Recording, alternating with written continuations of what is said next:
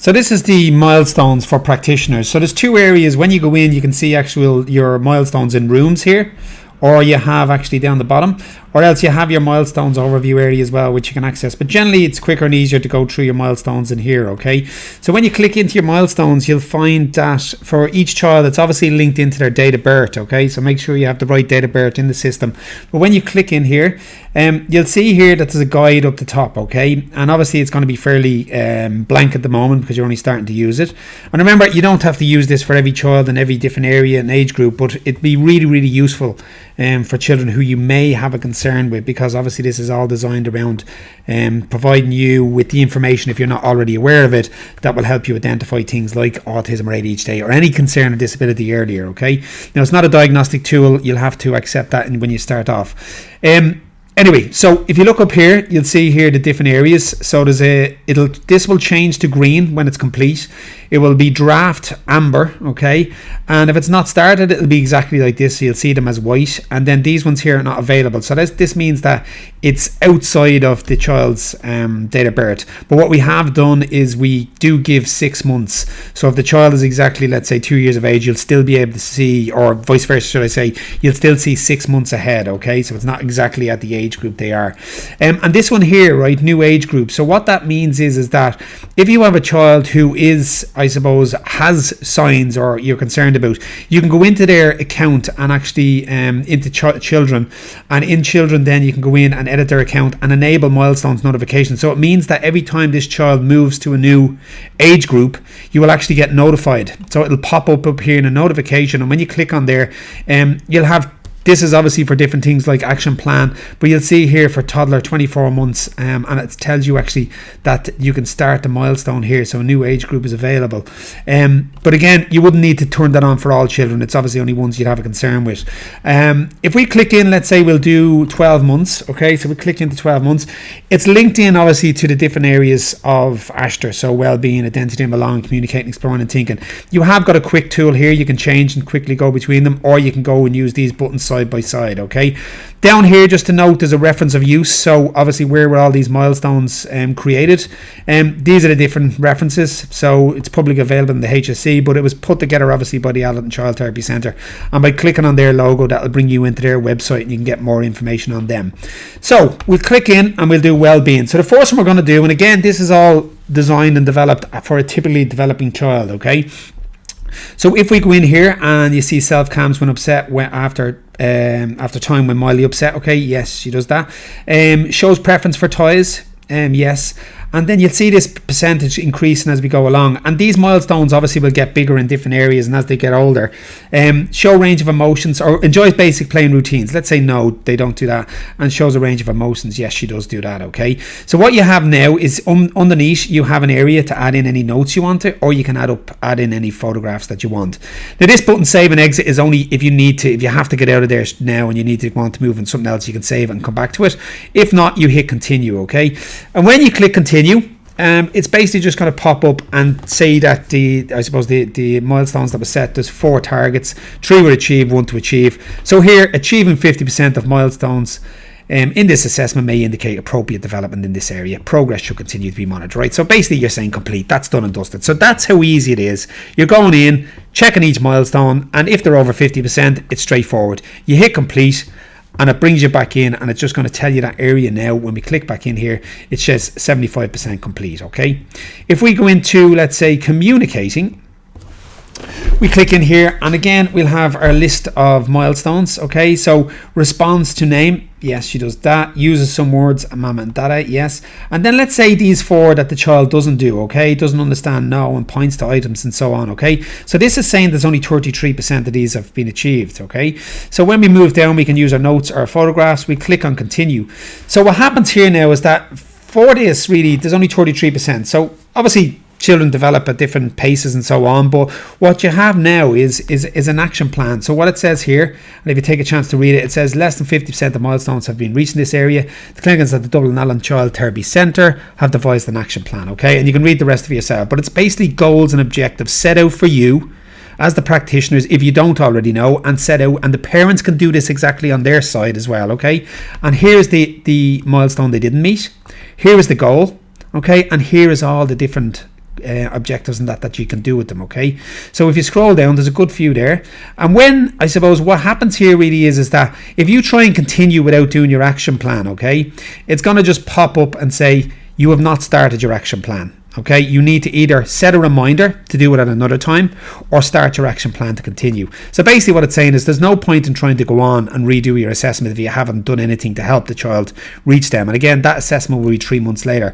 So down here you have this button. If you do not have time to complete the action plan now, set a reminder. So you simply click on that, go in here, and you can actually put in your different date that you want to go to, and then you can put in your time and whatever time you want, and then just X out of it. Okay, now for now we're going to just unset that because I want to show you something else. So if we wanted to go on and show you something, as soon as you click on the first part of this action plan, or any part of it should I say, you'll see here it says you have started your action plan. A reminder has been set automatically to redo your assessment in 3 months time. So basically what it's saying is that it's going to remind you up here in 3 months time that you need to go back in and reassess this child. But what you have to do obviously is you have to complete most, if you can, or all of the goals and objectives in here again. So it's up to you. You can set your reminder and come back to this next week or tomorrow or whatever else. Okay, but let's say for argument's sake we did all these, okay, and you're doing them all now. So rather than setting a reminder, you're clicking in and I did all of these, okay, and as many of them as you can anyway. Okay, and we say, right, I want to continue to the next step.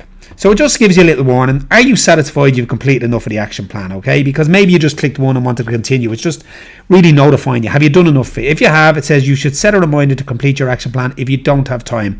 Would you like to proceed? Yes, we would, because we've done everything we needed to do with the child.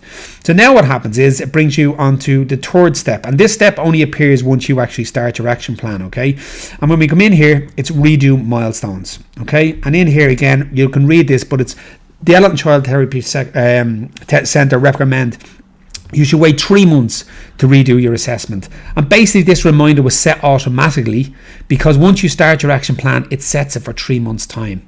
Now of course you can go in and change the date and the time and that. If you've done the goals and objectives, as we said, over the next couple of days, and you can go in, you can just literally unset this. Okay, now the reason why you can't see any of the milestones the child still has to achieve is because this is set.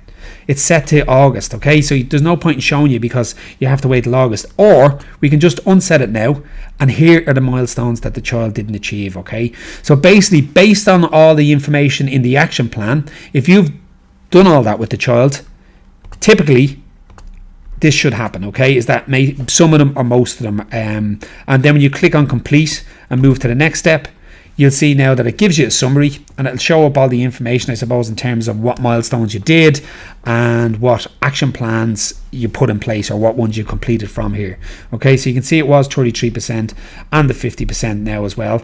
And then when you click down at the very bottom, it just says achieving 50% or more of the milestones in this assessment may indicate appropriate development. So again, this is fine. This child is progressing and everything is okay.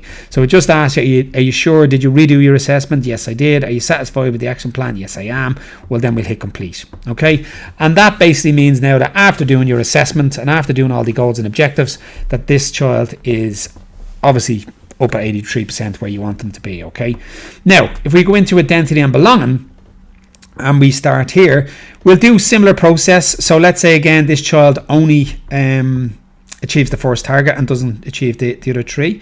We go down and we continue on to the next step. And then, for argument's sake, if you don't have time, okay, so you're busy and you don't have time, what you can do here is you can go down. So it's the same thing. Your action plan is here, and you can go down and set a reminder and say, right, I'm going to set a reminder to do this on Monday.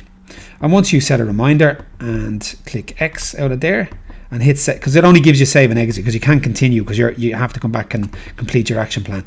What will happen now is that when you save and exit, you can go off about your business, and then what will happen on that date you put in next week, a notification will appear up here, and it'll notify you that actually you have to start your action plan. And again, if you need to put it off, you can do that, but it just kind of pops up here and tells you there's an action plan. Okay, this final one I'm going to show you here is, let's say, in exploring and thinking. So what happens if you do an assessment and the child is under 50%, and then you redo the assessment and the child is still under 50%? Okay, so we'll just do the first two here.